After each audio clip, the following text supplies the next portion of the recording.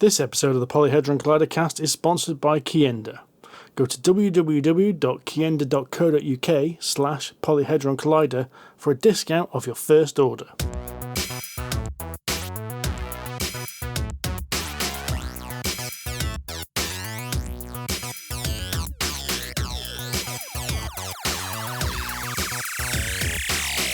Hello, ladies and gentlemen, and welcome to the Polyhedron Collider Cast, episode 167, the great UK Games Expo 2025 preview. I'm Steve Tudor. Hi, I'm Andy Lewis. I'm Sid Gill. I'm John Cage. And I'm Rory Summers. Right, boys, we've got a lot to get through. Expo is around the corner. It's going to be here before we know it. So can we just get started? No preamble, no banter, no silly publisher names. Let's just get on with it. What do you mean, Rory? No ramshackle at all? No Are you ramshackle. sure we're on the right podcast? Did I come back to the wrong one? Yeah, I you did. feel uncomfortable at this. Look, Yeah, I think Rory is trying to impress the prospect of new listeners with a professional, tight, to-the-point podcast. They'd be very disappointed. If that happened on this podcast, then they listen to the next one. Or the one after. I think No, the Trading next one. Standards and the Advertising Association would be really upset with us if I we think were to you're do right. that, Rory. I think you're okay, right, fair enough. Right, some ramshackle then. Who wants to start talking nonsense? No, let's talk about some games. So, I've got all my games ready. I've got my games on my clipboard. Of course you have. of course He's you got have, a clipboard. Yeah. I've got two. Did Two clipboards. Well, that's impractical. I'm sorry, Rory. Your organisation skills are poor if you need two clipboards, surely. Or, unless one clipboard is to organise the other clipboard. Are the clipboards clipboarded together? No, they're not. No, no. Double-sided clipboard. Guys, come on. Obviously, I have a travel clipboard and I have an office clipboard. So this is the office one, and Of course you do. This one's the travel clipboard. It's got Doesn't a that mean ruler you're on it as well. duplicating your effort, though? Because it's physical. That means you have to copy it. That's inefficient. That's not like you, Rory. Like things going to stay on my clipboard very long. We've said, how many times have we said the word clipboard now? Too many. Let's move on. The important question, Rory, is have you laminated your Expo map yet? Because it has just been released. Good question. I haven't, because what I like to do, as you well know, Steve, I like to print it out, outline all the stands, and then number them of which day I'm going to visit them, colour code it, then print it, and then laminate it. Right? And I know you're mocking me because I've done it every year for the last 7. yeah. And last year you gave us all one. And I found that recently, or Mrs. G found that recently and said, "What the hell is this? What's wrong with you people?" Have you still got the slip Rory, wallet that's what's wrong for with it? us. Oh, mate. Yeah, oh, yeah. A fully marked up one with where we're supposed to be, when we're supposed to be there. And then I said, "Oh, yeah, Rory gave me that last year to help me go around and do things." I forgot I even had it as soon as he gave it me. And I couldn't read it because some of the colours were indecipherable to my dog eyes. And Andy, I use our brand colours. They're red and bloody blue. That's the problem. We've made that logo invisible to Andy. I can't see it. What are we? It's camouflaged. But one place that we should all definitely go during the expo is to our live podcast. Yay! Yes. And bring your You all were friends. looking at me so blankly then. We were like, where are we going to go? I thought, which food stalls are you going to mention? Do I need to go to Resorts World for this? I wasn't sure where you were going with that. No, I have to admit, I was yeah. Yeah. Live podcast, 10:30, Friday morning, Dice Room 4, and we'll all be there. And you get to see this live and in person. This ramshackle nonsense in person. You lucky lot. Live and unedited. Right, the real question that regular listeners want to know, you've got your clipboard, we've established that. Have you two sorted out your coffee holsters? Oh, yes. Yeah. Oh, yes. It was we had a mini meeting about it over the weekend. It's in fact, Governor, on my clipboard. Oh my God, he's got a clipboard as well. It's spreading. Infectious. Oh God. Do you know what we should do? We should shoot them now with bolt guns so we don't spread the infection. like when they burned all those cows for TB. Oh my God. Dust off and nuke them from orbit. It's the only way to be sure. Yep. We're sorted. I mean, I don't know what you guys are going to need when you're halfway through the day, desperate for a cup of coffee, huge line at the little coffee shop. Me and Rory will just top our pops off. What I do is I go buy a coffee and drink it. I don't need a holster because it doesn't last long enough to need one. Top your pops off. I'm just saying. Off. Once you go coffee holster, you never go back. Like it's a new thing. Because once you've given up your dignity having a clipboard, right? There's very other few places that you can just put a logo to. I hope you guys are going to be wearing Crocs. Yeah.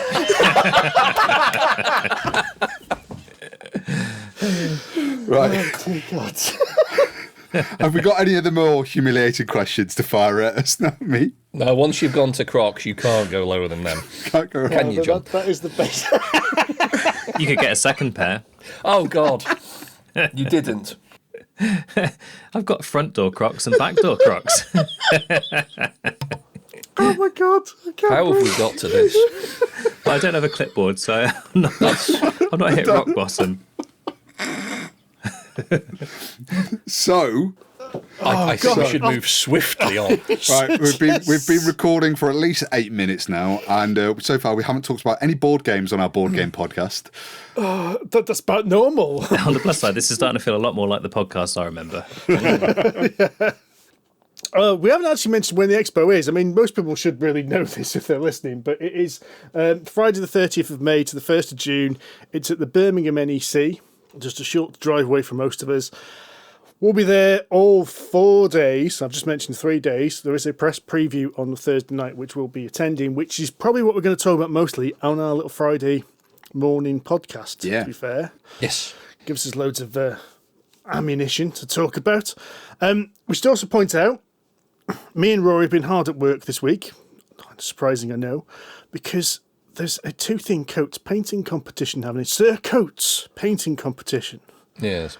And me and Rory have been valiantly trying to paint these our minis in time. My plan was to start it 3 months ago. I did most of the work yesterday, as usual. Yeah. I'm hoping between this episode coming out, which when you're listening to this, we should be a week away from the expo. So between this episode coming out and the actual expo, I'm hoping to put a video up of me and Rory painting those minis. I say hoping. I'm not going to promise anything, but let's see what happens. We'll be fine. We'll be fine. We've got to finish. We've got to finish painting them and then make a video and then put it up. Yes. Yeah.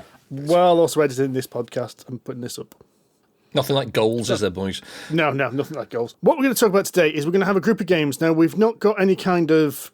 The only remit that we're talking about is games that excite us. So if we've missed your favourite game off, we apologise. Please let us know. Also, if you want to discuss any of these games, I suggest you get onto our Discord server because it's doing amazingly well. I mean, everyone's insulting us.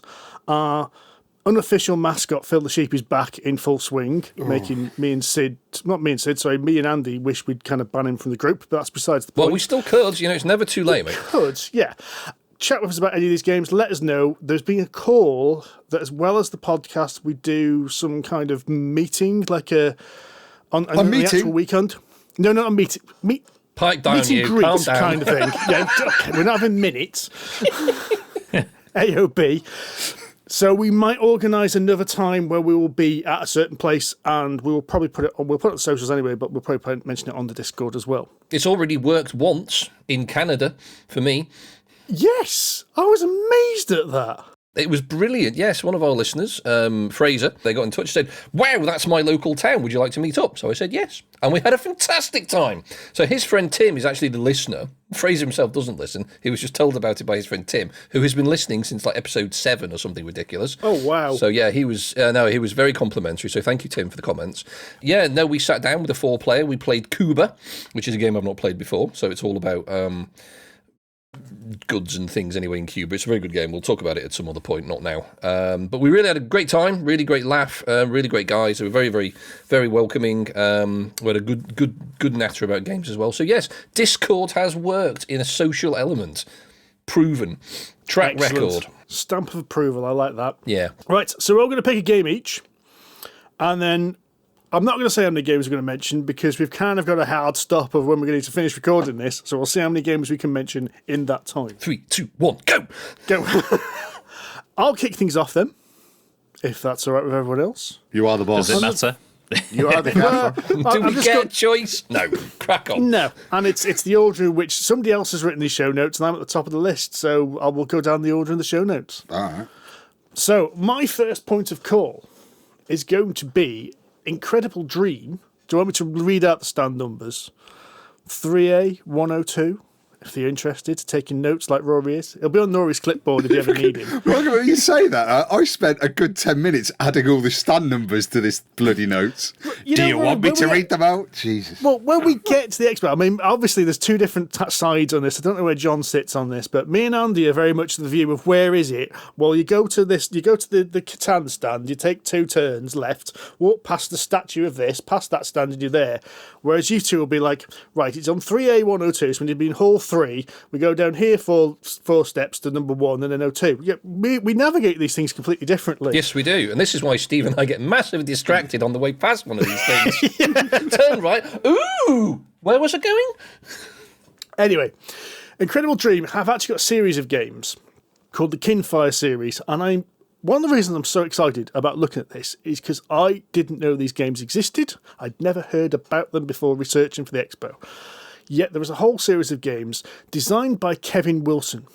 Now, Kevin Wilson is actually one of my favourite designers. He worked on Arkham Horror games, loads of co-op games, was big with Fantasy Flight Games a few years, but when they were at the kind of peak.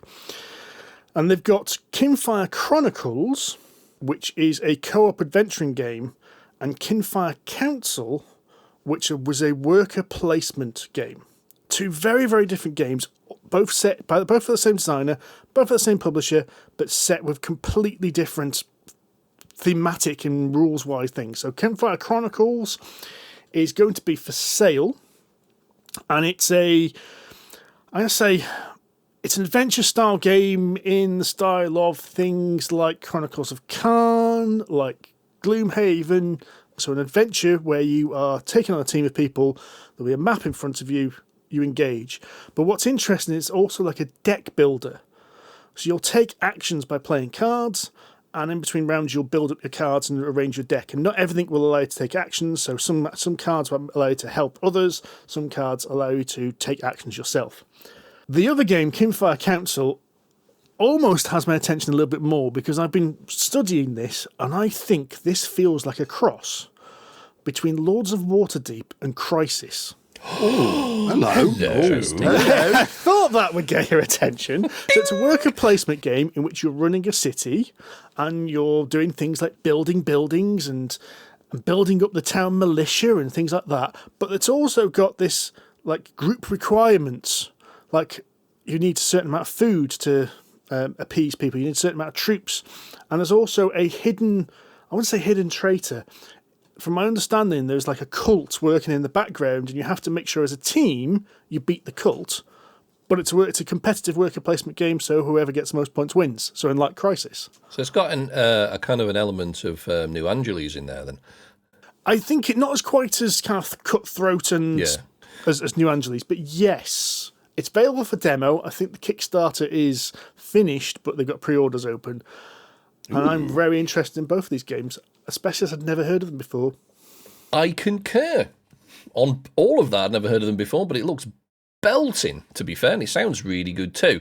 I'm just looking at what you've the article on BGG. I thought the artist was very familiar because it looks very similar to what's that game Rory and I played that was the Scottish chaps with the deck management a couple of years ago that we thought was really, really good. Old King's Crown. Old King's Crown, that's the chap. And it looks like art from that. But it isn't, so never mind.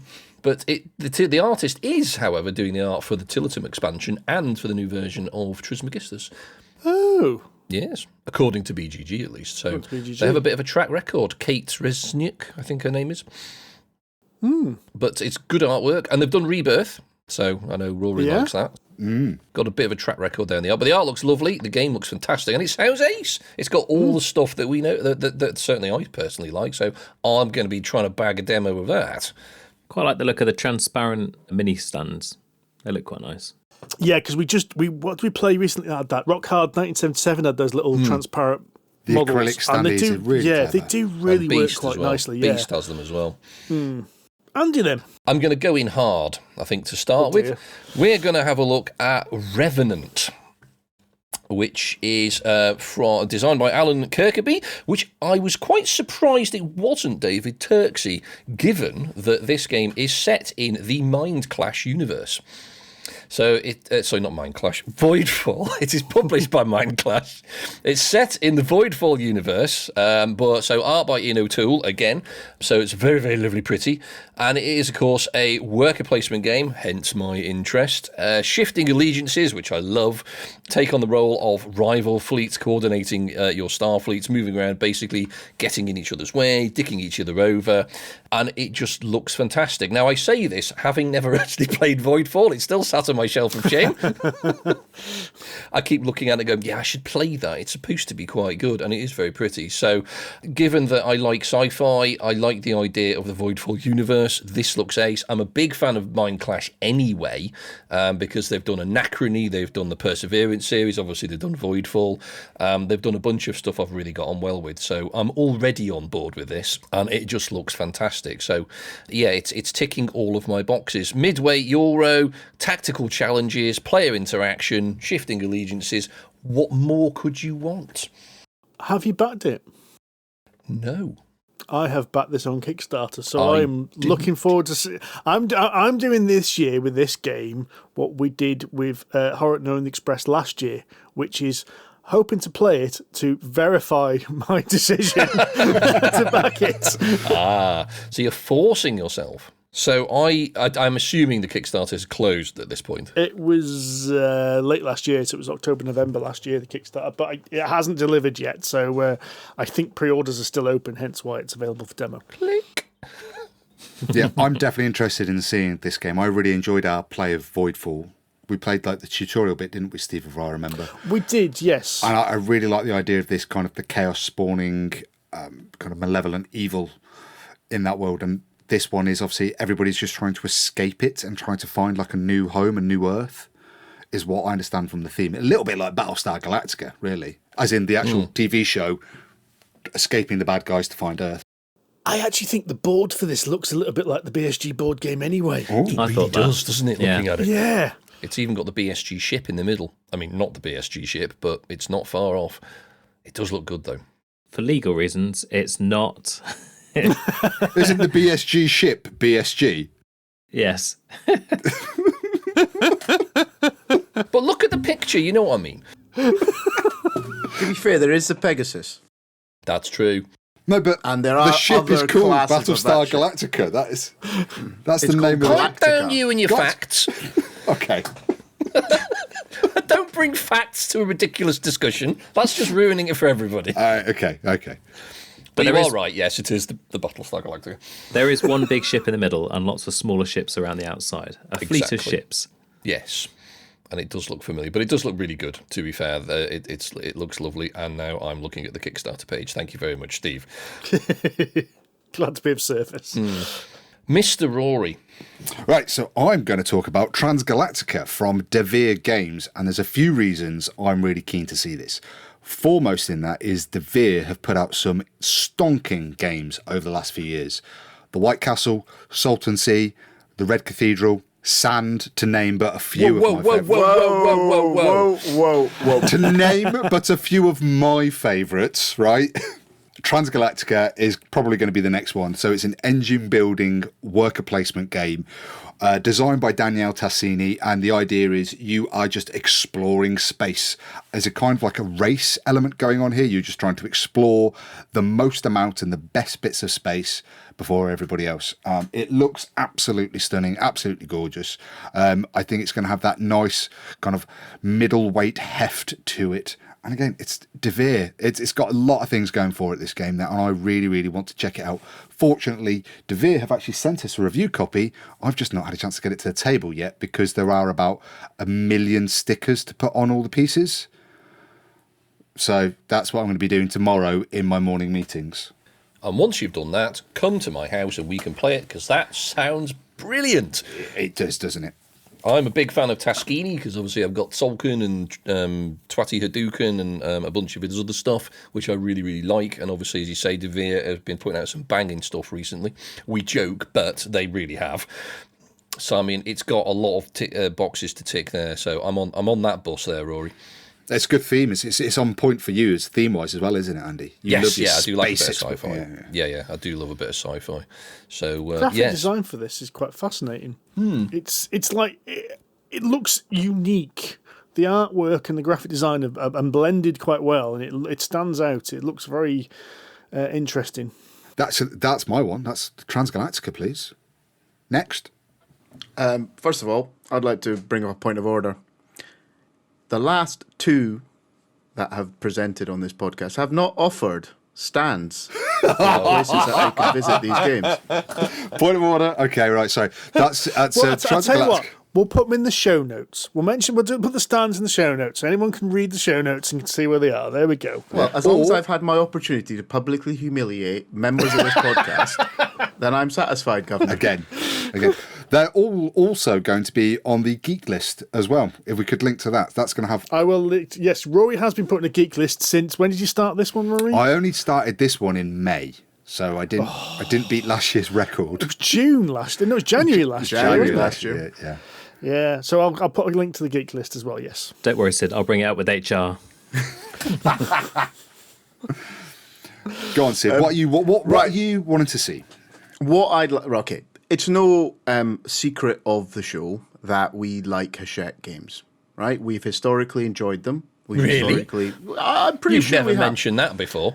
Now, this year, right, Hachette are bringing out another absolute banger, right? Now, I'm going to get... It's called The Hanging Gardens, all right? And don't get upset at me. It is a tile placement game, all right? At least it's on theme. And I hear you all going, oh, another tile placement game, right? No, right? You kind of might be right, but the point of the matter is you're wrong because it's coming from the people that gave us Castle Combo. Yeah. And in the footsteps of Darwin. Yeah. Right? So already we're kicking some pedigree bottom here. And frankly, I looked at it and went, do you know what? This has got the same feeling stirring in me as Acropolis did a few years ago. Right? It's got that really kind of, it looks accessible, it feels fast, it feels it's going to give me some replayability, and I think I'm going to really love it. Is that the same funny feeling you get when girls are around, Sid? Yes, when I was a younger man. These Not days, anymore. mate, it's anything, making a cup of tea, does it? You see a nice toolbox. Yeah, I know. Oh, mate, I don't know. Stop. Let me tell you about this game. So, this is a game where you are effectively King Nebuchadnezzar and you're telling your gardeners to go and build your garden for your missus, right? That's what it's all about. And it works in 4 rounds. Each round you get 3 workers. You pick some tiles, you put some tiles down, you buy some fancy stuff, garden gnomes, animals, plants, trees, that kind of jazz. You put it in your garden, right? You make sure you've got some water and irrigation happening because that gets you points depending where you put it. Because if you don't grow your garden properly, it's not really a garden, it's just a scrubby patch, right? All of that, at the end of the day, gives you victory points, right? Bish, bash, bosh, game done. Awesome. Love it. I think you're absolutely right. So this is going to tick a lot of those boxes. I hope it's going to have the feel of the Acropolis weight game that you can just get out. It's going to be a nice, interesting, engaging puzzle you can play. It's going to look beautiful. The art by Miguel Cumbrera, who I haven't seen that name around for a little while, but was quite prolific a few years ago, I think. I always love that stuff. It's got that lovely light. I think it's the type of thing you're going to be able to play, or I'll be able to play with the kids and just relax into it for a nice evening. Yeah, exactly that. I think it's going to be light, refreshing, get it to the table, play it, love it, and you'll keep doing it for years to come. Agreed. And while you're there, right, now this is the lovely thing about Hachette. Hachette gives you so much value and bang for buck when you visit, right? There are so many Put this games. into context, the listeners. Last year, Sid basically glued himself to the seat on Saturday morning at the Hachette stand and basically just demoed games all day at one stand. It was like Flav, right, was a beer sommelier, but with board games. He would arrive and present me, this one, sir, might be to your liking. So I'm hoping for the same again. And I don't even need to wait this year to know what's coming, because this year, Micro Macro is now part of Hachette's offering, right? And there's a kids version. So Is there now? There's a Yes, kids there is. version Coming out. of Micro Yeah. Macro coming out, right? Called Crazy Park Edition. Crazy City Park. And it's done some really nice things to make it easier. Because I've tried to play Micro Macro with Jai, right? And he liked it. He liked the pouring over the big, huge map and finding the things that are going on. Some of the themes are maybe a little bit high. You can water them down, so this fixes that. Second thing it fixes, it gives you little markers to drop down on the events that have happened across the town so you can track them. Oh, that's quite cool. The cards are replaced by a little book, so you can it's a ring-bound book, laminated, so that when you spill your juice on it, it's all pucker and you're okay to carry on. I love the same Belting. when you spill your juice on it. Yeah, belting, right? So, absolute dynamite. So, have a look at that while you're there as well.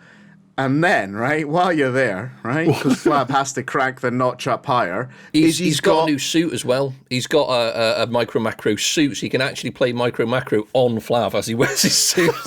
Absolutely. Superb. And while he's wearing this suit, he's got a prize wheel. So you can spin the prize wheel and you can win cool stuff, right? It's So worth a a winner. It's worth the visit, but look out for Hanging Gardens. I think it's going to be banging. I will apologise ahead of time though that if you see Rory there, he will be wearing a massive badge. Because this is the inaugural meeting of the UK branch of the Fabio Lopiano Appreciation Society. Oh, my God. Oh my Okay. goodness me! that was me showing the guys the badge, by the way, everybody. So we apologise if there's a person there that is fanboying a little bit harder than everyone else. Because Fabio Lopiano is there teaching Shackleton Base, I believe, and showing off his other games. And this is a little photo that I got printed of me of Fabio Lopiano last year. It's a little shrine. My little Fabio Lopiano shrine. But yes, very good. you'll get the stand numbers in the geek list and stuff afterwards. So I'll punt on Go. to Jonathan. Right, well, I feel a bit robbed because I was going to mention Revenant and then I was going to mention Transgalactica, but you guys have stolen those from me. Yeah. Rude. They're great games, though, John. Yes, and I'm excited about them, but I'm also excited about one called Fathom. You guys come across this one yet? I had a have look at this not. before, yeah, when I was going through Tell my me list. more. By a chap called Dan Helfer from Paperfork Games. It's a pattern building, better, game of a deep sea exploration. If you have a look at the artwork, it looks pretty shiny. You've got they're almost like little gear sticks where you're shoving your ships down to deeper and deeper depths. But essentially, over 6 rounds of simultaneous play, you're guiding your team's boat around, scanning the depths and trying to find evidence of marine life. Depths are vast and time is limited, so you need to make some good decisions. But try and pick which ones you investigate, because the ones that you don't get will probably be discovered by the people you're competing against. And at the end of the game, you get a bunch of points based on which species you've discovered. Trying to find ones that give you better biodiversity. Some might be better on their own, some might be better together.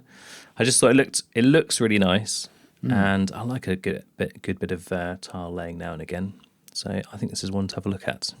I shall try and hunt down a demo. Looks nice, John. It does look nice, yeah. I quite like the kind of the radar. It's the sonar-y, scanny bit in the middle bit looks kind of fun. Yeah. This So, yeah. it's his first game design as well. So I'm think so, yeah. always keen to see kind of new designers coming up through the ranks and what they're doing.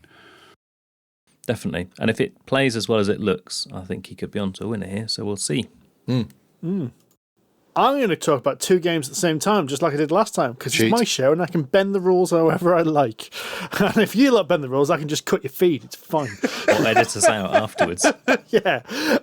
So I'm going to talk about 2 games, and the reason I've bunched these 2 together because thematically and what we work out mechanically, they're very, very similar, and it feels like 2 completely separate, independent UK designers have come up with very, very similar games. And they both remind me of the FTL video game, for those that have played it. Oh, yes, that's brilliant, that game. Escape from Mars from Dark Frontier Games. Me and Rory have actually played this. We played an early demo copy of this. We did. Really enjoyed And this that. is a cooperative game in which you have a traitor amongst you, but you don't know who the traitor is. And even though it's fully cooperative. So it's a bit similar to how when we played Horror Orient Express the other year, there was a traitor there and you had to work out who they were before you exited the Dreamlands. And this is quite similar. So one of your characters you are running is a traitor, but you don't know which one. And it's similar in a little bit of way to the Thing-based board games. You're on a base on Mars, aliens are attacking, one of you is infected, but you don't know who, so you need to get off the planet, so basically repair everything, get the escape ship, and get to the escape ship, and make sure the infected person doesn't end up on that escape ship. Sounds like fun. It's really quite clever. It's quite in depth, and the way it works is like a logic puzzle. So you have to work out various combinations get tokens, which give you various combinations, and there's a really clever logic puzzle system where you read cards, which tells you which information you have, and you can use that to analyse it. But it's got that pandemic-y kind of co-op thing where the base is falling down around you, so it's getting filled with aliens, oxygen's being depleted, all that kind of thing. You've only got a limited amount of weaponry, so it's a question of, do we go find the clues to try and solve out and work out who's the traitor, or do we go fix up the air units, or do we go find more weapons, or do we fight the aliens? Really nice balance of what's going on. I think I can cut you off there. We know exactly what you need to do, and the first thing you do is flush Steve out the airlock. Because that's what we do in these kind of games. There's a chance he's the traitor. Let's just be sure. Well, the really cool thing about this, Steve and I played it at 2 players, and we each controlled 4 characters. It was 3, and then the away team came back, so it turned into 4. So, yeah. And you've got different characters. You have like the engineer, the scientist, and the I forget the other, and like the comms person. Essentially, the different coloured uniforms on Star Trek, and they each have different strengths and weaknesses. So you get to see, as a 2-player, you get to see quite a broad spectrum of actions. It's really good. I mean, we had a lot of fun with it, didn't we, Rory? We did, really did. And I think everyone should go check this out. Now, I wanted to mention Trouble in the Tempest because thematically I think this is very, very similar, although different. This is a bit more like FTL because you're on a spaceship here, which is falling apart, electronics exploding, bits of it on fire, your air's being depleted. Sounds like our game in Coriolis. Well, it sounds like our game in every single kind of RPG we play. Yes. Something's on fire, broken. Yes. Only one thing. The difference here compared to the other game is in Trouble on Tempest is the Tempest is actually fitted with a time machine. So what you'll do is you'll go for a loop. You'll try and fix things and jury-rig it, and then if you don't mix it, you go back in time and start again. However, you can cause paradoxes, and if you cause too many paradoxes, well, the ship just gets trapped in timey-wimey stuff and can't get back out again. Nice. So I like the sound of that. That sounds awesome. That sounds really interesting. That does. So I thought a very interesting, 2 very similar kind of games, and I both get an FTL feel from both of them, and in fact the tune from FTL is biggling around my head right now, and I think they're both worth a check out. Sounds brilliant, to be fair. They sound excellent, I gotta be honest. They'll be being checked out. Now, if only I knew a way by which I could know where to go and check them out. Read the show notes. We've been through this. Were you not paying attention? Sid just being an arse. He is. Andy, we just move on to the next game and shut it up. Yeah, I know. Just get the Office Junior. Send him out for some biscuits or something. Get him. I've brought my lunchbox. I've got the house as well. He has got a lunchbox. Got a little cool box. What's in it? Is it beers? Chocolate. He's got his actual lunch. Beer. I might have one. And I've got pepperonis. You've got an Is this a dry run for the expo, is it? Well, no, this was just because it's the middle of the afternoon on Sunday and I didn't want to be too far away from snacks and lunch. I preloaded on Pims at a kids' party this afternoon, so I'm good to go. Nice. Well, moving on. I am going to put forward Luthier, which isn't a new game, although it's not out yet, I don't think. But it's been doing the rounds for about a year, because it was definitely present at Expo last year, but it certainly wasn't available to buy. I don't know if it is yet, but it's presumably going to be at the Expo this year, because it's I think it's the next game in from the people who did Distilled. Am I right in thinking that? That is correct. You are very correct. Excellent. Wow. It's by Paverson Games. This is a slightly heavier game, as is my want. So there's a combination of hidden bidding, which I'm notoriously terrible at, but there's worker placement, resource management, and a bit of history, which I do like, and a little bit of music, obviously, because a luthier is someone who makes violins and other various stringed instruments. So this looks like a nice little blend of the kind of things I like and a couple of things that I'm terrible at, even though I do like them. So it could prove interesting. The artwork's fantastic. I mean, if any of you were at Expo last year, you'll have probably seen it being demoed, but the stand there last year was absolutely mobbed, so I never got a chance to actually sit down and poke it. Yeah, they were really popular. So I know it's been doing the rounds with some of the sort of previewers and content creators over the last year or so. So this won't be a big surprise for everybody to see that it's around, but it should be hopefully worth checking out. I'll certainly be trying it, and it looks really, really quite lovely. I think the initial buzz on this is quite high. Yes, I think a lot of people said it was really good last year, and yes. I think, I think some copies have come out to people. I think it's already starting to get quite a high. Agree. Yeah. Definitely. I'll be poking that with a stick very hard, I think. While you're there poking, you might want to poke a couple of other things. Oh. So Powers and Games are also dropping Class of 89, which is a worker placement thing, collect tiles, make yearbook, proximity type scoring. Whilst listening to Don Henley. Right, now, the reason I bring this up, right, is not only because you've just mentioned Powers and Games, which is fortunate, but I don't know if you boys have noticed this. Has anybody else seen there's a bit of a trend in this year's nostalgia? 80s neon hot pink. Yeah. It's absolutely everywhere. Real? I have not noticed that. No. Last week of summer, there's another belting tile worker placement programming game that's That coming I'll be out. And talking about shortly. Thank you, Sid. Spoilers. Oh, sorry, mate. I didn't. Wait, it's not your list. Oh, it is. You didn't read the show notes, but carry on. Sorry. I'll cut that bit out then. See, Sid in not paying attention, Chop shocker. that bit. So, as well as this with a neon hot pink theme, is Console Wars, which is another little kind of nostalgia-filled card game for basically build your own console and make it better than everyone else's. That's cool. In an I like 80s the theme. idea of that. What? Where's this Console Wars game? Oh, I want this. It does sound good, actually, yeah. It's on the. Why is that not on your somewhere. list, Mr. Gill? It is on. It's on my list in my the In stuff your that head, won't fit in my yeah, head. not written down. It's in. It comes under bullet point 4, random shit part 2. Well, That's where obviously. it fits. That does look quite cool, actually. It does look Sorry, cool. he says Googling. Well, I there see you it are. like hot neon pink. Yeah, that's. I like the that- I like the mood FPS. See what they've done there for legal reasons. Back to front. Ping is ping instead of pong. Very There's good. lots of little things of that, but yeah. Anyway, yeah, tweak that out. Drop last week of summer because Rory's going to come to that. But Console Wars and Class of 89 are on the same song. Are there? I didn't read it. I read the top 2. I didn't read the last 2, mate. My fault. It's all right, mate. Class of 89, that does look good. Well, in fact, is that not your perfect segue into talking about it? Let's talk about last week of summer, which is also. I can't cut that out now, so we've now got to keep that in. You can cut out the bit that tells you to cut it out, though. No, you can't, because I've just mentioned it. Damn. You said it again.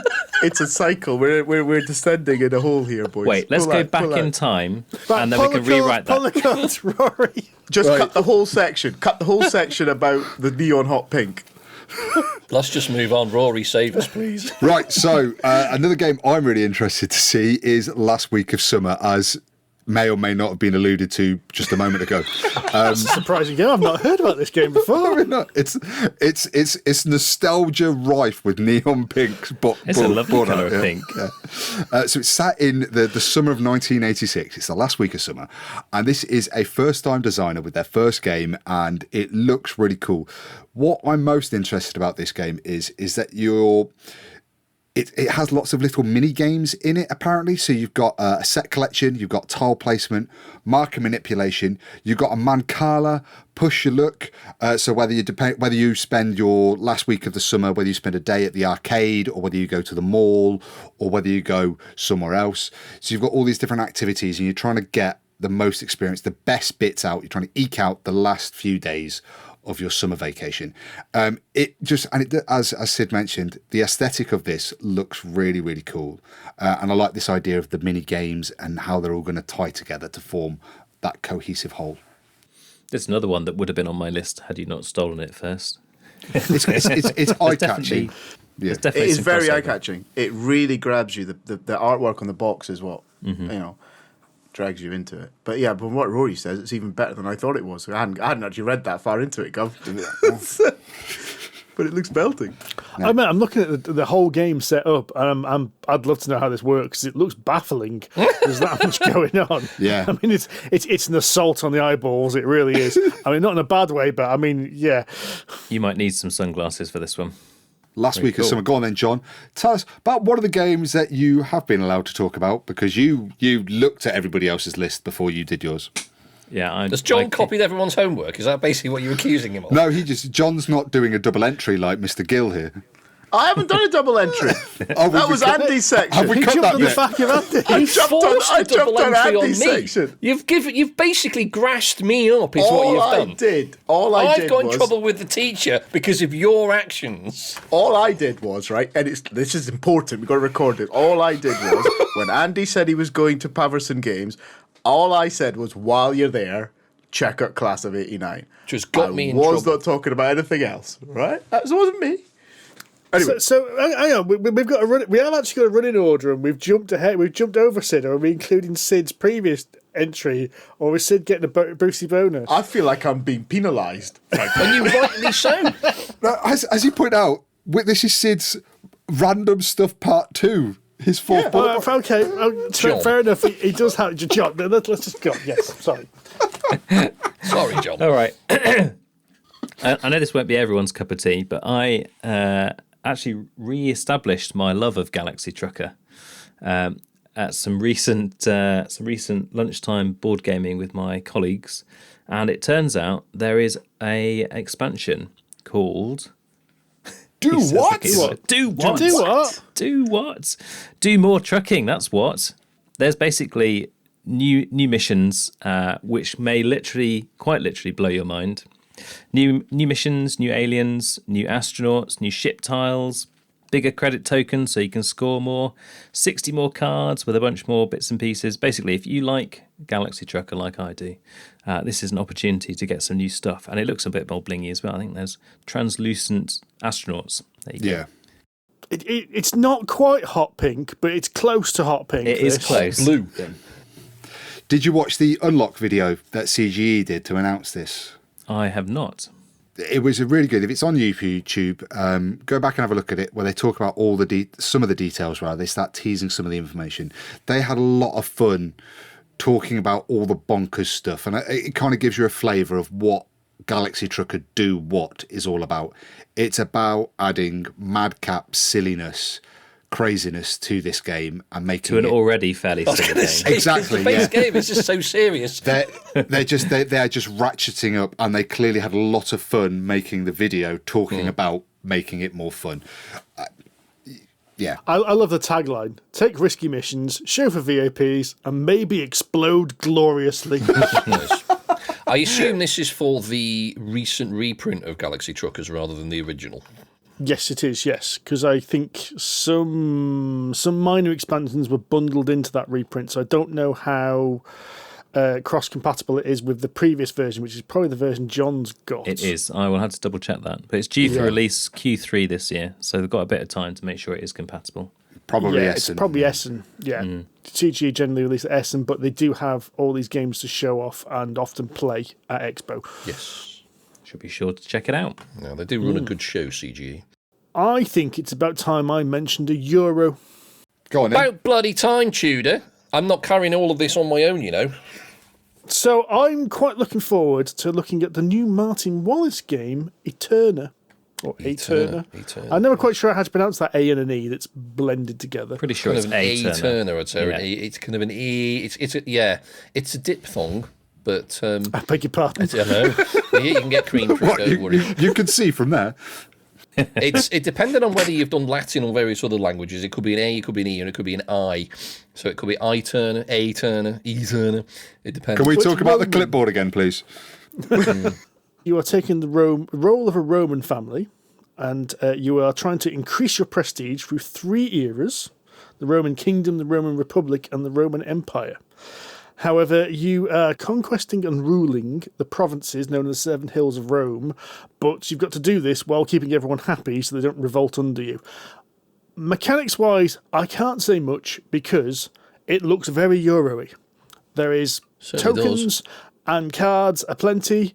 I don't know how this goes. It's going to be on the Ares game stand, but I am very intrigued by this because it both looks complicated in a good way, but also it's Martin Wallace, and Martin Wallace has a habit of making complicated in a good way games. He does. I mean, we look at brass, and everyone's... see, a lot of people say brass is heavy, which I'm not convinced it is. Yes, thanks, John. We haven't had that all back in a while. But I mean, mechanically, brass is really simple. Brass. But there's a lot going on, so I wonder if he's done the same thing here, But it does look good, and we do like Martin Wallace. We do indeed. And it's been... now, I would say that a listener who is going to be working on the Ares game stand has actually messaged me and said, you boys need to check this out. This looks right up your street. Right then. That's good advice. So, when someone says that and they listen to the show, I think it's a good chance they know what we like. So, yes, that's a Æterna on the Ares game stand. Done. Right, in the fear of getting in trouble again. Are you jumping the gun again, Gil? No, Steve, this is important. Yeah. Have you seen the other Martin Wallace game that's coming out? Oh, no. Have you Which seen one? the Fighting Fantasy Adventures game? Is that coming out? It's to buy. Oh. I did not know that was there, Sid, so I'm happy for you to piggyback on that. Here we go. He's re-ingratiating himself with the boss now. That's it. Brown noser. Yeah. Equal opportunity suck up me, mate. I didn't know this was out. I thought I had a rumour this was coming, but I didn't know it was actually out to buy. Oh. Yeah, so long story short, adapting the classic book stuff, the pick your own adventure stuff, making it into a card game. That's about all I know about it, but it looked right up your street. Oh, that is right up my street. That's a damn good call, that is, Sid. That actually might be going... If that's available to buy, that might be going on the shopping list. That's already on mine now. We're making a beeline for wherever they sell it.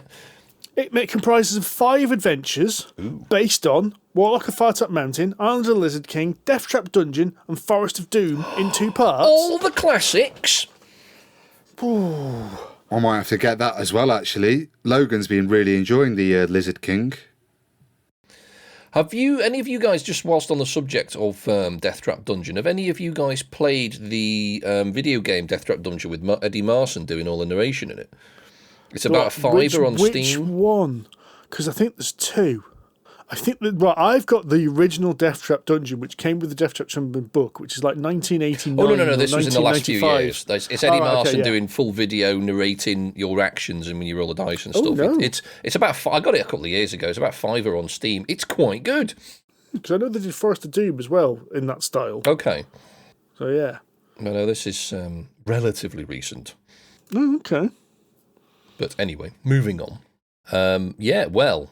That's definitely cards to buy. So I assume, if you play the card, if you want to, poke the shiny knight to draw card 302, if you want to, run away and have a sausage roll, draw card 10, whatever it is. That sounds pretty damn good. And then flip back to the page you were on because that was definitely death. Yes, exactly. No, my finger was in the pack of cards. It's definitely not cheating. Didn't let go. I'm going to take a slightly different approach with my next one, and possibly next 2, depending on how much time we've got left, by approaching these with curiosity rather than and some enthusiasm as well, because the one I'm going to talk about first is Diluvium, which brands itself, and this is by Nuts Publishing, designed by Antonio Gulen, and this is a kind of a 4X game, but playable in less than an hour, which is why I am curious. Yes, exactly that face you just made there, Steve. That's exactly what I just did. I went, really? In an hour? Which is why I am curious, because I like the sound of it. Because obviously 4X games can take a long time. I mean, we played Eclipse, we played Twilight Imperium, we've played a lot of 4X games, and they universally take hours because of the nature of the game. So this one saying it takes less than an hour is a curiosity to me. And I like the sound of it. It does look pretty fun, but the grid looks reasonably predetermined, although probably random at setup. And you are going around, obviously doing 4X things. As a leader of a civilization, you are, exploring, expanding, and on your turn, you'll basically choose to do one of those 4X things.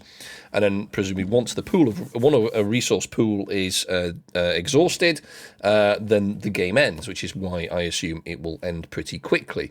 So I'm curious to see just how well this works, more than anything else, to see if it is just a rapid-fire 4X, or if it has some depth or anything like that. I'm not going to say whether I think it's going to be good or not, because I have no idea, but it does look interesting, and I think it's a nice concept, because if you can get a 4X game to work quickly, I think that's definitely a market niche that exists. So if they do this successfully, I think they could be onto a winner here, because if we sit down to play Eclipse or something, it's basically a full day game. Let's not beat about the bush. You play Eclipse at 4 or 5 players, you're there all day. It's a great game, but you've got to invest. So if we can get a game like this done in an hour or two, win, I reckon. The graphic design's really nice. I think I can see it looks in depth from the graphic design. Yes. So I'm fascinated to know how this works and whether it actually does all 4Xs, because in my experience, board games that say they're a 4X either ignore one of those X's or kind of dial it down a bit. Yes. It's a little X. Yeah. Yes. I suspect the explore aspect is probably going to be slightly diluted purely by virtue of the fact that the game board seems to be predetermined, even if it's dealt out at random. So obviously you can't explore that much, but you're exploring in the sense that you're turning over an unknown tile. No, this looks really nice. Limited. Yeah, exactly. So that caught my eye. I thought, ooh, we'll give that a go. The real question is, could I play it in under an hour? No. Well, it says 15 to 60 minutes, John. So John Overthink a Cage. That's the one. I'm going to talk about, actually, it almost loops back to what Sid was saying about that 80s nostalgia thing. I'm going to talk about a 2-player game called Tag Team, which is also available at the Hachette stand. It's a 2-player game. It's from the same publishers that did SkyTeam, so I quite like those. Co-designed by the chap who did Far Away and Draftosaurus. And the idea of this game is it's based on the old school 80s, 90s arcade beat-em-ups that we all used to play. So your Mortal Kombats, your Street Fighters, your Tekkens, etc. like that. It's a card-based version of a beat-em-up game. It's got some really funky, cool artwork in it. I'm quite happy to just sit and try this. I love my 2-player games. Been playing some 2-player games a lot recently that we may or may not be talking about in the next 10 minutes. And depending on whether Sid spoils them again. Yeah, I think Rory should just dive in on it because I did it to him. But I'm really keen to see this. I was a Mortal Kombat fan myself. Mortal Kombat 3. Was my big game. I killed that game. MKOG, that's what I wanted. The original, the one where people were just jumping around in their pajamas. Has some of the coolest characters in it. Oh, it really did. I never really got into Tekken. Never liked Tekken. What was the other? Street Fighter. What was the other one? Was there another big beat 'em up at the same time? They did have, and this was on the SNES, I think. Capcom. Yeah, there was. I got into Tekken 3, and there was also Killer Instinct, which I happen to be particularly good at. Killer Instinct. Wow! I remember that one. Oh, I do remember that one. It was like 27 move combos, which were ridiculous, but that was fun. I'm hoping that this game brings back a lot of that nostalgia of playing the games. I'm hoping I'm going to see a lot of nods and references to those characters that I remember from those games, and I'm really hoping for a really intense, like fast-paced, push and pull card game. Really looks cool. Yeah, it's at Hachette as well, so I'm happy. Yeah, they'll probably do a good game there. They usually do. Coming back to what Sid mentioned before about the neon pink, I reckon there's a trend in games at the moment. I think I mentioned at the time, but it was overridden by neon pink. But games with nostalgia elements, because we've seen loads of them. I mean, obviously the ones we talked about today, there's Rock Hard 1977, there's all of the others that are coming around as well that seem to be let's poke people of our age, basically, who were around back then. Because we are old, as much as we hate to admit it. Speak for yourself, Sunshine. Yeah, all right, Junior. Pipe down, kids. All right, for me and Steve, the old people in the room, it does seem to be that there's a lot of that kind of games set in that era. There's sort of late 70s, 80s kind of era. I just wonder how many we're going to see of those at the Expo as well, to see if it is a thing that is kicking off. It's my go. You've handed me the ticket. I've got the conch. Right. So, Osprey Games have done me again. Oh, here we go. How? Done me again. Like They did it last year with Undaunted Callisto, right? Oh. This year they went, we got them, and we're going to do it again, and we're going to double down. and they doubled down, and they've got me again. And they have just dropped Line of Fire Burnt Moon. Okay? And long story short, it's a lane battling card game, basically, that takes all of the best bits of Undaunted Callisto and makes it betterer. With neon pink. No neon pink. Well, there is some funky art graphics in it, but I don't remember any neon pink. No, it's like my side. It comes in like a neon pink box, doesn't it? There's a bright pink. Oh, it does. Oh, there is neon pink in it. And I tell you what, this game, right? It is Undaunted 2020 got me all excited and hot and bothered, and I loved it when I played it. The only thing I don't remember liking about it was it's a bit slow to move things around on the map. The map bit, it was too strategic, right? So what Osprey did, they heard that, and they went, we know how to fix this. We know how to fix this. We'll cut that bit out, because Sid will get on board on another game then. And they cut all of the moving around your units around on a map and all that strategic placement of units, and went, just make it 2 lane, make it 5 lanes of cards, and let them battle each other across the table. Absolutely belting it is. It's really good. It'll be there for demoing at Expo, and please play it. This was another one that was going to be on my list. Yeah.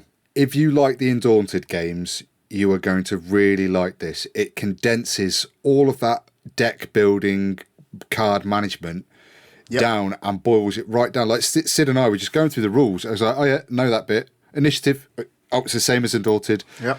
You know, was it move and scan? And I said, yeah, same as Undaunted. Attack, same as Undaunted. Da, da, da. We got that game and we got really, really stuck into it. And it got really tense. Tense. It was angry moments in that game. It created emotions that I'm not pleased about feeling about Rory. But no, honestly, feeling I about would Rory. rephrase that. That sounded wrong. I'm not rephrasing anything. It sounded just right to me. No, it didn't.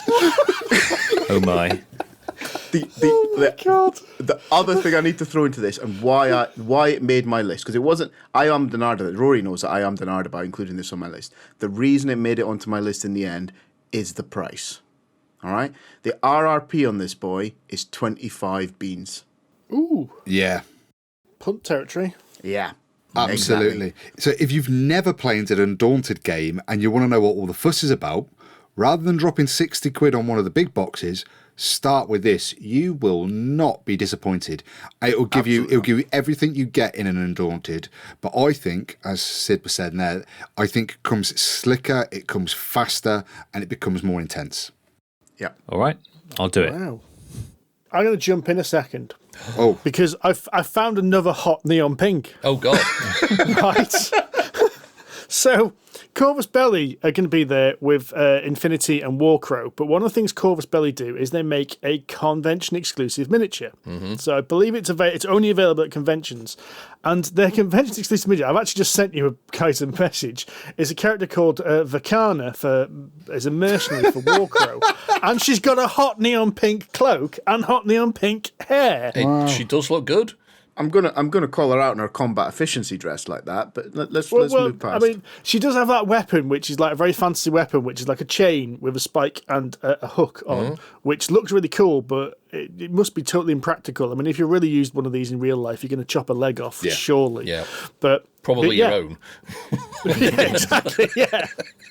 It's like doing poi with really deadly weapons. Exactly, yeah. She's not stealthy in that get-up, is she? No. Oh, that is cool. Oh, wow. That's lovely. Well, I might buy that. That's a nice miniature to paint. That is a That's nice got mini. all the materials. It's almost like a it little will- diorama in a mini. Yeah, really nice.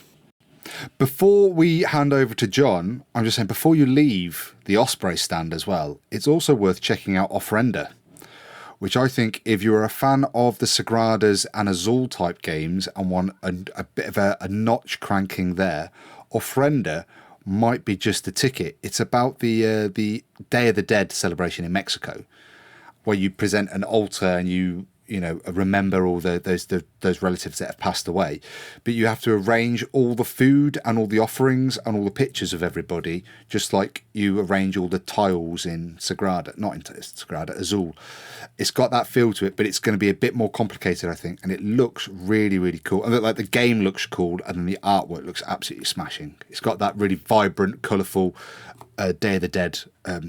Made me think of Encanto, having watched a lot of kids' films recently. Oh, do you mean Encanto? I was thinking more of Coco. Not familiar with that one. Have you not? It's really good. I'm sure the kids will introduce that to me. Oh yeah, but Coco. They've got it's got talk. It's got like a mariachi band of actual skeletons playing music. Wasn't that in Monkey Island? Or what's the other one? Grim Fandango. Grim Fandango, that's the one. Another one that I think may have been on the preview list, in fact, that you put together before, Rory. But Timbertown caught my attention. Nice little tile selecting game where you're trying to match up timber houses that are coming down the river. You as a beaver architect can't have enough beavers in games, let's be honest. Snigger. You're trying to match out the tiles that are heading down the river and trying to build the best possible little town that you can. There's a bunch of different wind conditions, so the different ones that come out each game make it a bit different, a bit like Tiny Towns, I suspect. Well, Go on. have you played this as well? Have you said? I have. We played it Yeah, yesterday. so three of us have played this game, and yes, there is a strong Tiny Towns vibe to this game. It is really clever, actually. It's a two-player only game, and the really clever thing, TM, is the way in which the building tiles move down the river. So you grab one, but you can try and reserve one by putting a raft, and how you do that's quite interesting. Really nice little quick game as well, I thought. I'd like Andy to see this, because I think this might be a colourblind nightmare. I don't want to be negative about it, but I think Andy will struggle with this because the way the graphic design is. But other than that, I mean, what do you guys think? Well, I've got in my notes here written, this is a game, if Tiny Towns and Acropolis met in a pub over a couple of cheeky beers, things happened, and a baby arrived. And for me, that's what this game. This game just reminds me of both of Tiny Towns and Acropolis brought together, and little bits of each one brought together into a really quick, quite fast-paced, cheeky little game. I thought it was brilliant. I genuinely thought it was brilliant. I do enjoy this, and it hits that nice two-player. Let's just Sid and I we were all day at the park yesterday. Come back before we have dinner. We'll let the kids watch a bit of TV, and we'll just bash out a game. And it was exactly the perfect game to bring out. It was quick teach, quick get involved in it. Simple. There was lots of back and forth, lots of banter. It's a very enjoyable. It does have notes of Tiny Towns. It does have notes of Acropolis. It does have that feel of it, but it condenses it into it. It just makes it that very direct, immediate 1-versus-1 game. It's an excellent little game. I'm okay with it being a love child of those two, frankly. I like them. But if you've already got them, this doesn't necessarily do anything brand new and shiny. So you have to bear that in mind. And I think if you love Tiny Towns, you're going to love Tiny Towns. You're going to love Acropolis, you're going to love Acropolis. This is a little bit of both. And I think it does bring something different to the table. And it's what Rory just said. It's that 20-minute, bang it out, have fun. Really I'm looking at an image of it, just to answer your question, your concern, Steve. And looking at it, it does look, to my eyes anyway, quite busy in terms of trying to determine what's where. But in reality, it might be nicer. I hope that doesn't spoil it for people. I really do, because it is a nice little game.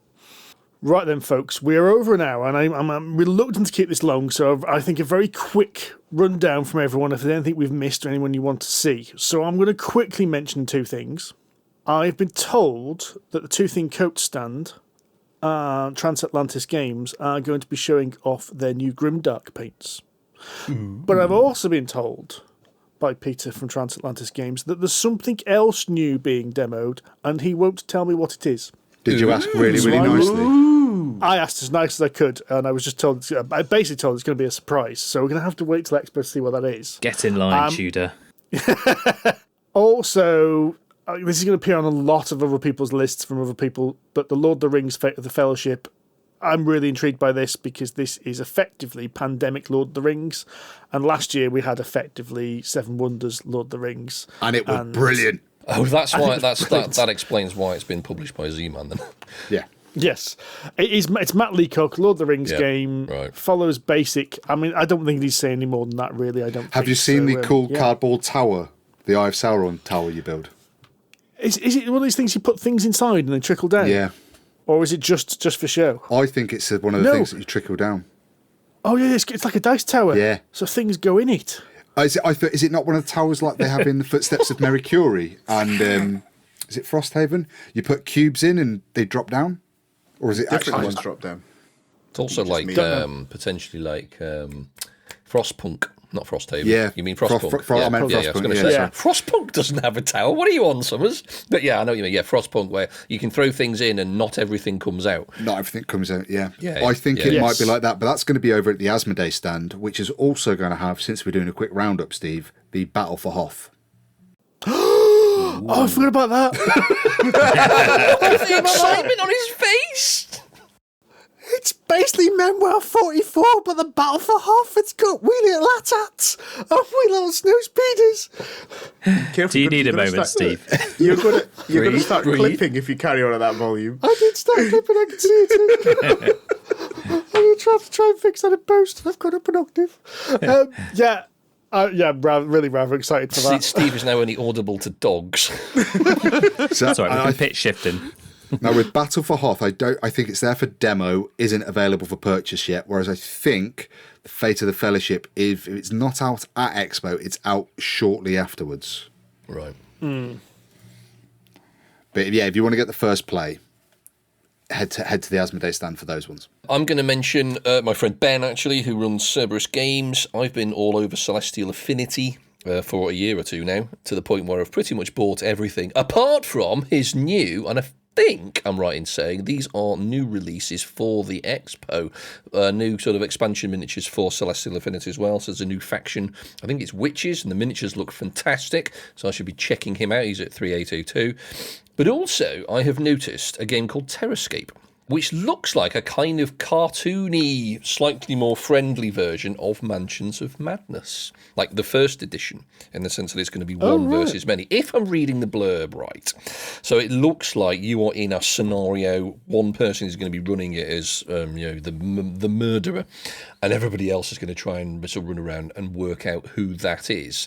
And it looks like there's basically a Gribbly running around as the murderer, and everybody else has to try and sort of either avoid it or work out who it is. And there's a couple of expansions that are coming with it. I don't know if they're out yet, but it looks like each expansion will add a couple more Gribblies that you're trying to avoid. So I'm curious about it, only because I really like Mansions of Madness. I think it's one of our sort of favourite games. Have you seen this? I haven't seen it physically, but I've seen the images and stuff like that. So it's actually got a cardboard mansion. Yes. No. Yeah. It's about a foot tall. Yes, it's huge. So it does look quite visually impressive on the table. I don't know exactly how it's going to work, but reading the blurb, it says it's asymmetric, a team-based asymmetric horror game. You take the roles of the survivors or the killer. So it sounds like 1v many. Yeah, I think that's what it is. So that it's got a screen, so you can't see what the one person has. Exactly. Yeah, it sounds really it's quite gonna interesting. It's going to look impressive. It's going to look good. This. Yeah, I'm really quite interested in that. So I'll be poking that. I'll go and speak to the nice people at Asmodee. That does look really cool. That does look very eye-catching. That's cool. Yes. One more for me.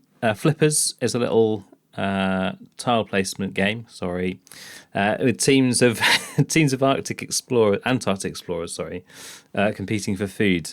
And basically, you're plonking down explorer cards, but they activate the cards next to each other, and then all the face-up cards from the same team activate. So penguins go flying, seals go flipping and bumping around, spinning across the ice. It just seems And this looks like a John game. I I'm was looking at about the to say picture the of this. same thing. That looks exactly like the kind of thing you'd love, John. Because I can see all the little seals have got like bump, flip, switch. but they point in different This is directions. So Yeah, this is a John game. This is like you're going to play this, and it's going to be chaos. Yep. And John is going to be gleeful the entire time. that's Yep. it. So yeah, I find the quite an interesting fact here. The designer is Mike Peacock, not Yeah. Leacock, which is going to cause confusion. when you said Mike Leacock a second ago, I was like, hang on a minute. No, hang on. Different game. Yeah. But yes. So yeah, it looks like fun. It's ages 8 up, which suggests it's probably pretty light. That's good for those of us with families. Or very small brains. That too. Well, there you go. 2 counts. It's for me. Or a game that could be played after hours at Aircon, after everyone's been indulging at Cold Bath Brewery stand. Indeed. Not that I would ever know that would happen. Isn't that when you usually bring out a Lacerda game? Yes. Just to ruin everyone. Melt everyone's brain. We haven't talked about RPGs this time. There's loads Oh, out. we haven't? There's Oh, loads, absolutely loads at the expo this year. But I'm going to be fanboying all over at Chaosium because, quite frankly, Cthulhu, and I love him. But there's Miskatonic Tales, which is demoed at Essen. We spoke about it on an Essen show. Oh, Hoping yeah. it's gonna How be have the we same not thing talked at the about expo this year. Miskatonic Tales?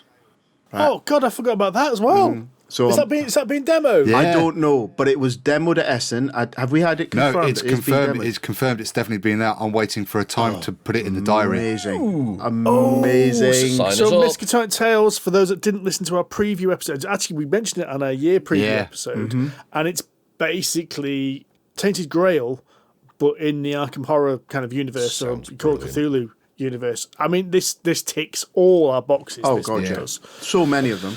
Yeah. There'll be new Pendragon, Grey Knight out there as well. Horror on the Orient Express is being demoed. Get a play of it if you haven't already played it. It's amazing. And one final thing is if you're there on a Thursday night, this is not Expo related, Call of Cthulhu Live is at the O2 Institute in Birmingham, so just down the road. And if you really want to go and see it, there's the voice of Karlik, Samantha Baird there, from Baldur's Gate 3 in it. Ooh. And as well as Mark Meir, Commander Shepard from Mass Effect, for those that really want to get their geek on. All right? Wow. Always a good trip to go and see Call of Cthulhu Live if you get the opportunity. Very cool. Hello, it's Future Steve here in the editing room. When we recorded this podcast, we weren't going to mention Darrington Press because we weren't sure whether Daggerheart, the new RPG from Darrington Press, was going to be there. Well, since recording and in between editing, they've announced that Daggerheart has been released. So I'm really excited for this. I mean, in the previous episode, we talked about Candela Obscura and how much we loved this. Daggerheart is a new RPG, which is, in essence, Darrington Press and Critical Role's take on the D&D system, but entirely new and entirely designed from the ground up. Really excited for this one. Hope to see it there. Back to past, Steve. Quick shout out as well. We've been recently playing it, Mappa Mundi. So they're going to be at Expo. It's a really interesting RPG because it's an RPG in which you are exploring the world and you are cataloguing creatures. And we've played through the first, the starter module, Root and Branch. Really intriguing because it's very different to most of our RPGs we played, isn't it, Sid? It's got a different feel, it's got different mechanics, and something fresh, I think. Very different, very engaging. Go and have a try if you can. So I thought you were going to go a different direction there. Something else that's coming out of the expo that's based on something we've been playing recently is the expansion for Fateforge. Because Steve and I are really enjoying Fateforge. It's not quite an RPG, so it's tangentially related here, but it's that adventure dungeon crawl game. And the adventure element, it's so different. It's so fresh and so clever. And I really want to see what Kin of the Wild brings to Fateforge. Because the game itself, I mean, we just have played a mission, and it is a little bit of a spoiler. We played a mission in which we were all turned into cats. It was And brilliant. it changed your actions. It changed your actions. The enemies, all the enemies were other cats. And so what happens is the first action is they all scatter. Of course. It was brilliant.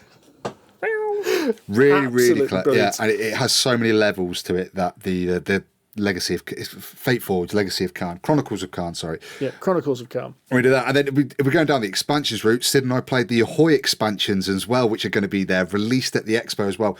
If you enjoy Ahoy, And why wouldn't you? And why wouldn't you? Or if you want to get involved in kind of the asymmetric games, Ahoy is a great gateway into asymmetric games, and the expansions are absolutely brilliant. They're now a must include. I'm never going to play that game without. That good. I'm never going to play it without at least one of the expansions in there. Really? Yeah. Absolutely amazing. They're really, really good. Right then, folks. I'm calling it to an end. Because, Rory looks disappointed. Everyone else looks like they're filled in. Rory showed up a list of 20 games he hasn't mentioned. What about Crafting the Cosmos? How good is Crafting the Cosmos? It's got a Mancala function, and it's got a rondelle. It's a rondelle Mancala with marbles. Yeah, no, so you got Dead Cells. That looks stonking brilliant. Again, over at Hachette, you can just put a Gnome Hollow. Gnome Hollow has magnetic boards. It sticks to the boards as you move around. It's really important. I don't know why it's important, but I'm sure it is. Right? You've got Lost Lights. Lost Lights is another cracking-looking two-player game over at Drandigan. Molly House from Whirligig. That's being launched at the Expo. They're going to be doing box signings. They're going to be doing special Expo prices as well if you buy all the bling. And it looks really, really cool. And I really want to get the metal pieces now. What else is there? I think that's it. Hang on. Cut his mic. Someone cut him. Right, I'm going to take advantage of that. Thank you very much for listening, everyone. We will be at UK Games Expo, of course. We are going to be there on the Friday morning for our live podcast. Go onto the Discord as well. We'll be chatting on there. We are doing this live bed. If I get myself together, we should actually be releasing the live show on the weekend of the Expo, if I can get things organised and I'm not too knackered after the first day. We, of course, have been Polyhedron Collider. Please give us a review on iTunes or your podcast platform of choice. Please interact with us on the socials because that boosts us more than other things. Leave a comment on YouTube, leave a comment on Facebook, Instagram. I'm going to be doing so much Instagramming over the Expo weekend. So if you want to know what we've got coming up, what we're doing during the Expo, it's going to be all over the Facebook and Instagram stories. So be there, check that out if you want to know where we are and our immediate first thoughts after we've played stuff. Also, if you want to look cool around the Expo, we do have a merch store, zazzle.com/colliderclubber, where you can wear one of our PHC t-shirts or Ramshackle t-shirts. Yep.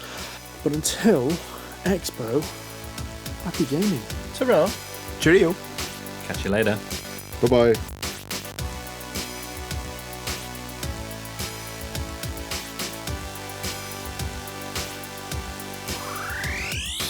Oh, what about...